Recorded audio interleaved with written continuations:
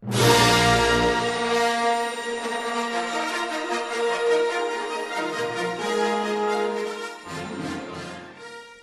am I? Well, I'm a composer of the Reformation movement. I'm currently working with the Protestant Lutheran Church located in Wimmelburg, Germany, right outside of Eisleben, where Martin Luther was born. I currently write short pieces in strophic hymns, otherwise known as strophic chorales, that consist purely of polyphonic texture with Latin and German texts, so the listeners could understand the lyrics. In addition to short pieces, we still had to write motets that would serve as introits and graduals. We also had opportunities to set ordinary of the Mass, but we would refrain from a Mass being spoken in Latin. Composers composed hymns or chorales where the congregation was given the opportunity to sing, which established a new repertory of melodies and texts.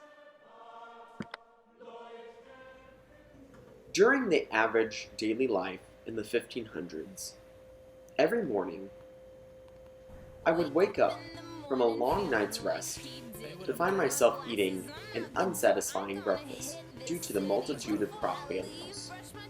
Since there was an issue with climate change, several people were forced to find new solutions to the food shortage. In addition to climate change, the overpopulation of people was not being handled effectively. When I try to avoid worrying about the current condition of the world and the current issues with the Catholics, I go throughout the day working on upcoming compositions, preparing for the daily Mass with new chorales, and working with the local church faculty and other fellow composers and musicians. On a daily basis, I would stay in constant contact with my friends in the Lutheran Church. In my life, I had a close friend by the name of Ludwig Senfel, a German composer who inspired Luther's musical writing. Senfel was asked to write a polyphonic rendition of Luther's favorite antiphon, In pace and id ipsum, which Senfel replied with what Luther had asked for, but also sent his motet, and began Luther's new style of music. After acknowledging Senfel's talent and noticing Luther's stylistic change, I wanted to meet Luther in person. However, I was not given the opportunity to do so. Since the Black Plague had affected a majority of Europe's population, the economy had taken a severe blow.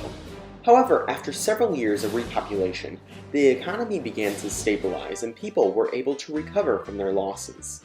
In my case, I do not have to deal with much in terms of salary since the Lutheran Church is independent of the Catholic Church.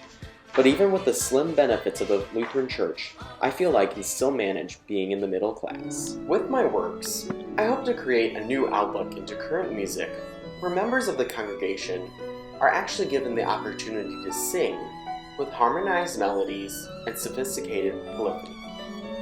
I enjoy creating music for masses, and composing for soloists, and also working on motets and chorales.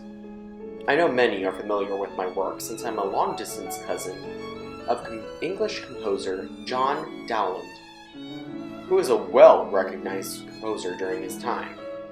However, I was not able to meet his fame since I had died in my sleep in Stuttgart, Germany, where I spent the rest of my life. But now, you'll always remember the name Leo Dowland.